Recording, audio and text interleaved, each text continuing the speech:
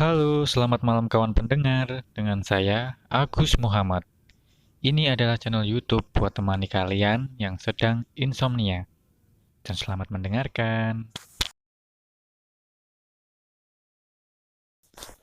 Kepitu.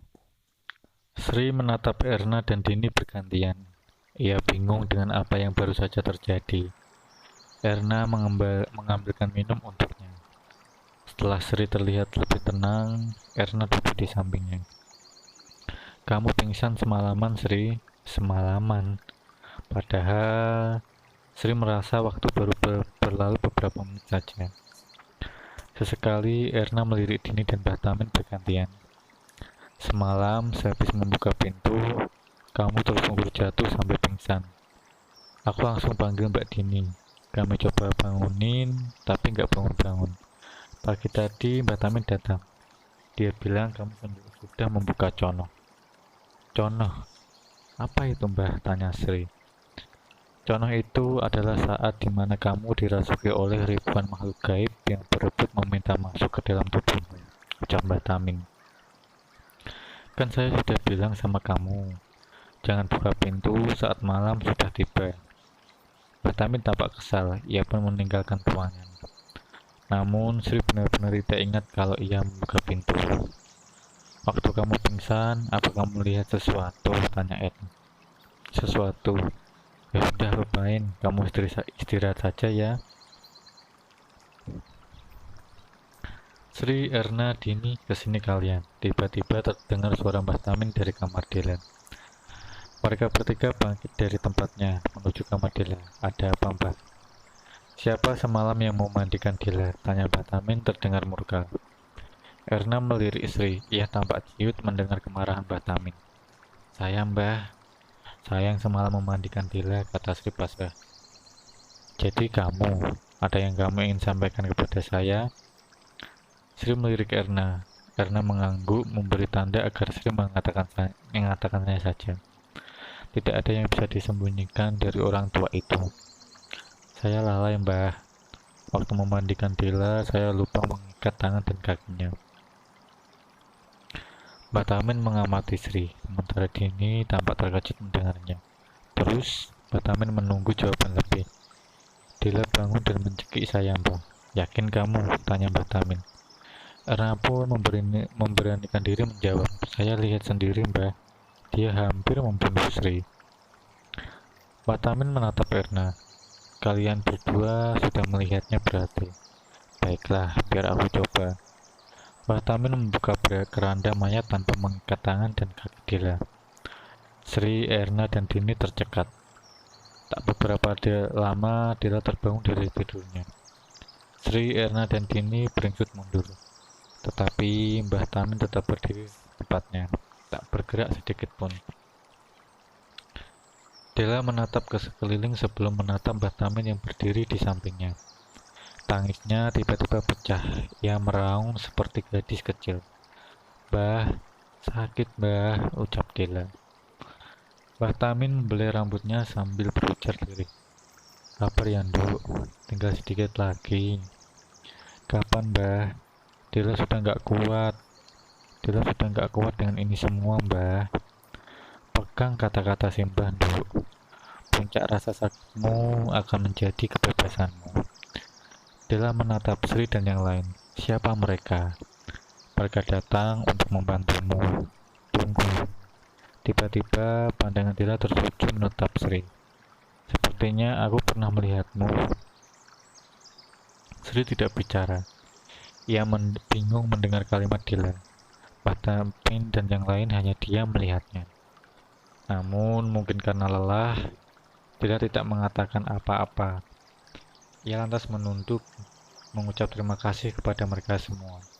Tak ada yang berkomentar. Sri sama terkejutnya dengan Erna. Bagaimana mungkin sosok Dela yang ia lihat semalam begitu berbeda dengan Dela yang ada di depan matanya saat ini. Setelah percakapan itu, Mbah Tamin kemudian kembali mengikat tangan dan kaki Dela. Bibirnya mengucap mantra entah apa. Dela meraung, tidak mau kembali tetapi Mbah Tamin menenangkannya. Dila nggak mau kembali, Mbah. Dila nggak mau kembali ke makhluk jahat itu. Dila nggak mau, Mbah. Sebentar lagi, Nduk. Sebentar lagi. Kalau kamu nggak kembali, tubuhmu nggak akan sanggup menerima ini semua. Jadi tahan, karena sebentar lagi semua akan selesai. Setelah Dila diikat, Mbah Tamin melangkah menuju kamarnya.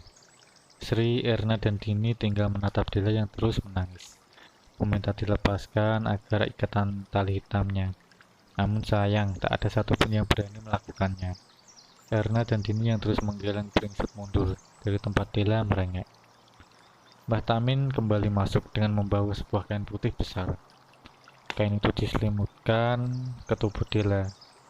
Tak berapa lama setelahnya, Mbah Tamin mulai membakar kemenyan, sementara bibirnya terus mengucapkan kalimat-kalimat mantra Jawa kuno.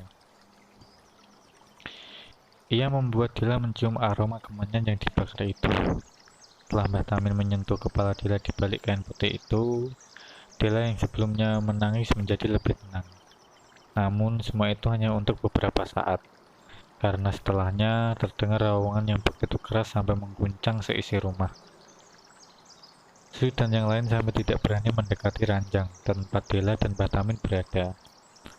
Sosok yang ada di balik kain itu terus meraung layaknya iblis yang Sri saksikan semalam.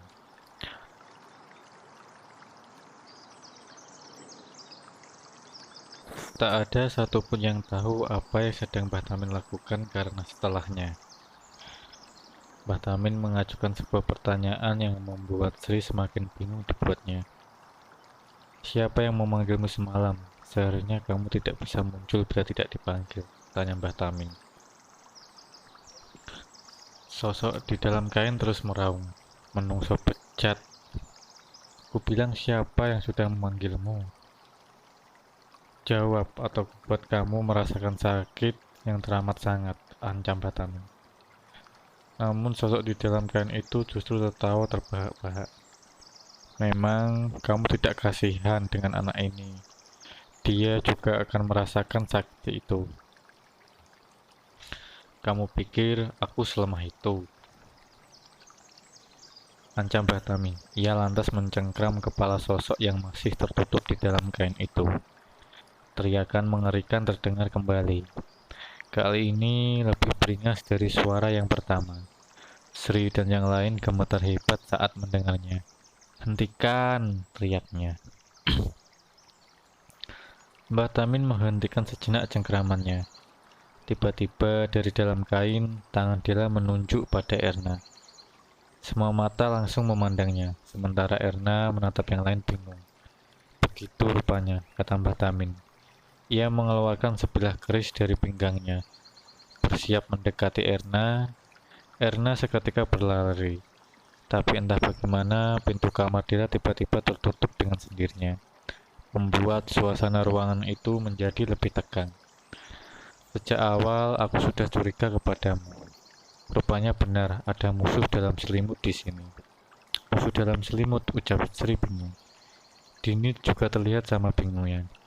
Yang mereka lihat hanya Mbah Tamin yang memojokkan Erna sembari mengajukan keris kepadanya. Katakan, apa dia yang menyuruhmu datang ke rumah ini? Tanya Mbah Tamin.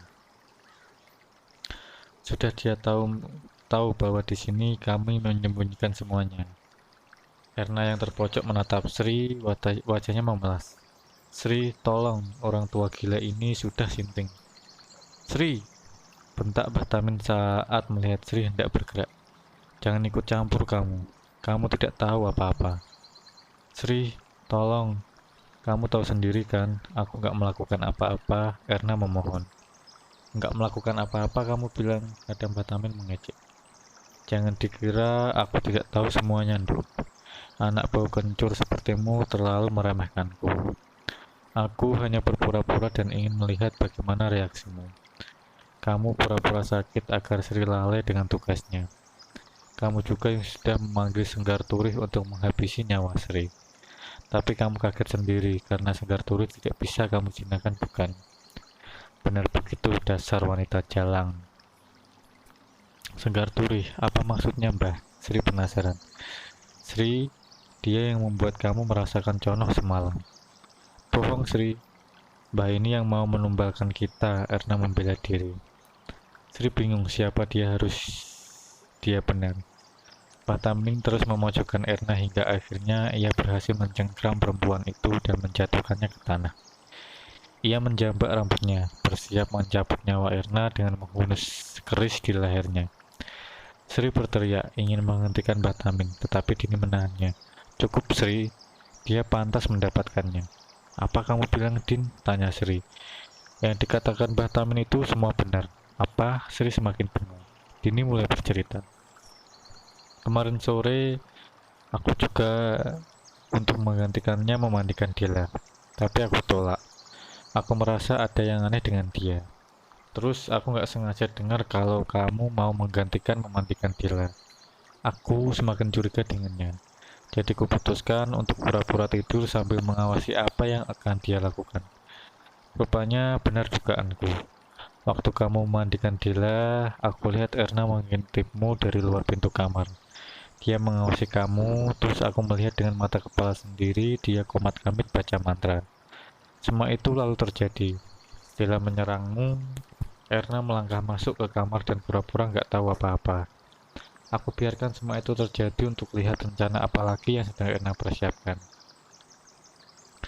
Dia juga menggeledah kamarku untuk ucap Batamin.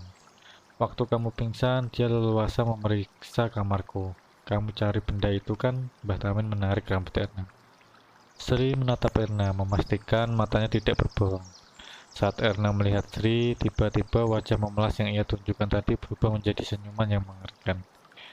Sri, pikirkan ini baik-baik. Di mana kamu berpihak, Sri? Karena apa yang kamu lihat belum tentu apa yang sebenarnya terjadi.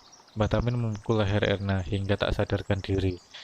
Ia meminta Sri dan Dini membantu menyeretnya ke kamar. Erna pingsan, tangan dan kakinya diikat. Sri begitu terpukul dengan semua kejadian ini. Rupanya, semakin ia merasa tahu, justru semakin ia